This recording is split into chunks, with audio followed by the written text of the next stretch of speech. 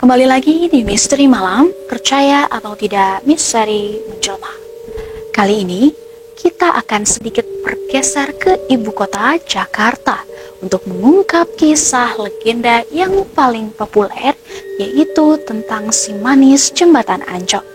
Cerita ini memang telah banyak diabadikan dalam berbagai serial dan juga film yang menjadikannya sebagai salah satu mitos yang paling terkenal di Indonesia. Legenda ini berawal dari abad ke-19 yang mengisahkan tentang seorang gadis cantik bernama Siti Ariyah atau Maryam. Terdapat dua versi cerita yang berbeda, namun keduanya memang memiliki kisah yang sama tragisnya. Versi pertama yang menceritakan tentang Maryam, seorang gadis cantik berusia 16 tahun yang melarikan diri dari seorang saudagar kaya yang ingin menikahinya. Sayangnya, pelarian itu berakhir sangat tragis. Ia bertemu dengan sekelompok preman yang memperkosa dan juga membunuhnya. Kemudian, jasadnya dibuang di dekat jembatan Ancol. Sementara itu, ada versi yang lainnya, mengisahkan tentang Arya, seorang gadis yang juga melarikan diri dari juragan kaya dan dikejar oleh dua orang suruhan Oi Tambah Sia namanya, seorang pria kaya yang gemar mengoleksi perempuan. Arya pun tewas setelah melawan kedua centeng tersebut, dan jasadnya dibuang begitu saja di dekat jembatan Ancol. Terlepas dari versi mana yang benar, kisah-kisah ini sama-sama menakutkan dan penuh dengan tragedi, membuat banyak orang menjadi percaya bahwa Siti Maryam atau Arya memang masih bergentayangan di sekitar jembatan Ancol, mencari keadilan atas kematian yang mereka rasakan secara tragis. Mitos dan juga fenomena mistis pun berkembang hingga saat ini.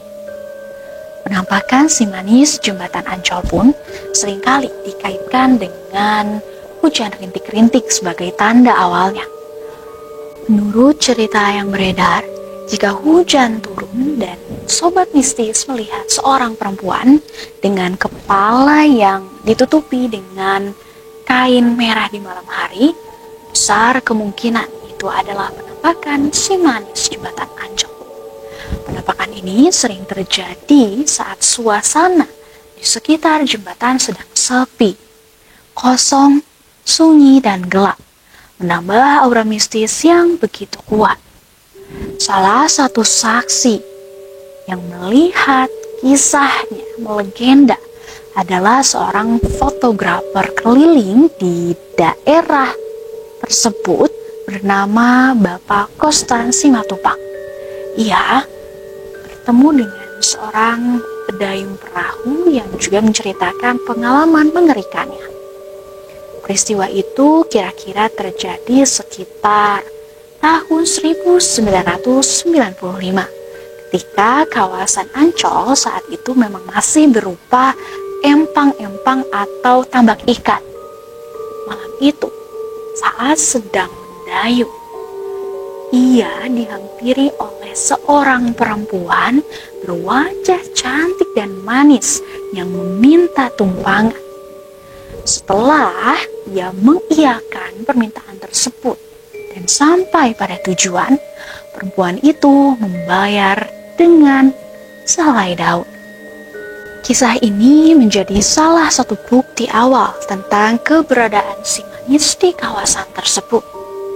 Kisah lain juga datang dari seorang pelukis di Ancol. Tepatnya pada tahun yang sama, tahun 1995, saat hari telah gelap dan hujan gerimis mulai turun, seorang perempuan berwajah sangat cantik dan manis mendatangi pelukis itu dan memintanya untuk melukis dirinya. Pelukis itu pun mulai terus membuat sketsa dan juga menyapukan kuasnya. Namun, saat lukisan baru setengah jadi, perempuan itu tiba-tiba menghilang tanpa jejak. Sang pelukis pun meyakini bahwa ia baru saja bertemu dengan sosok legendaris yang sangat terkenal sebagai si manis jembatan Ancol. Tak hanya itu, Sobat Mistis. Cerita mistis juga dialami oleh Pak Ansori, seorang penjual rokok yang membuka kiosnya di dekat jembatan goyang sejak tahun 1990-an. Pada suatu malam itu, pada malam Jumat tepatnya, ia melihat seorang perempuan tiba-tiba lewat. Ketika sudah berjarak agak jauh, perempuan itu tiba-tiba berbalik ke arahnya dan menghampiri kiosnya. Wajahnya lagi-lagi sangat manis dan menggunakan rok berwarna abu-abu. Pak Ansori pun mengira bahwa perempuan itu adalah calon pembeli yang hendak menyapanya. Namun, begitu ditanya hendak belanja apa, perempuan itu tiba-tiba menghilang begitu saja. Pak Ansori pun yakin bahwa perempuan itu adalah Siti Arya atau Maryam yang lebih dikenal sebagai si manis tersebut. Selain penampakan, banyak orang juga yang mengaku mendengar suara dan juga bisikan-bisikan aneh seperti tangisan yang terseduh-seduh atau bahkan suara derapan langkah kaki yang tak terlihat sumbernya. Beberapa orang juga melaporkan melihat bayangan hitam yang tiba-tiba bergerak cepat di sekitar jembatan.